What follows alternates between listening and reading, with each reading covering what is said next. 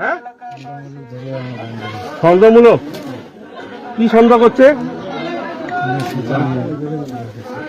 মিয়া করছি কি করছি? জেনা করছেন। মেয়েটার বয়স কত? এই দাঁড়াও না, প্রশ্ন করতে শুনতে সম্মত দর্শক, আমি এখন রয়েছি ডোমার উপজেলার হলিয়ার রয়েছে মির্জাগঞ্জ।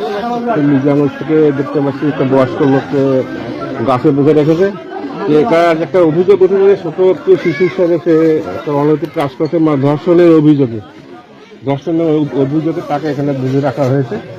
আর এখানে দেখতে পাচ্ছেন শত শত মানুষ, তারা কিন্তু সবাই এখানে জড়ো হয়েছে।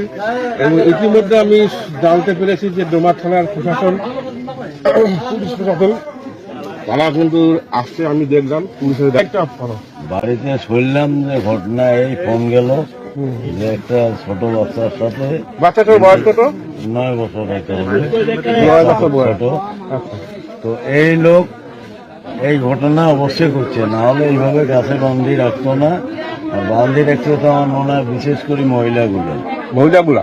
হ্যাঁ, এনার বাড়ি কোথায়? এনার বাড়িও পাশে বাড়ি। ওই বাড়ির লোক এখানে আসলো কেন?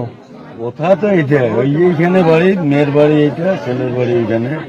ছেলে বলতে বসবো ভাতা হয়েছে কিনা জানি না।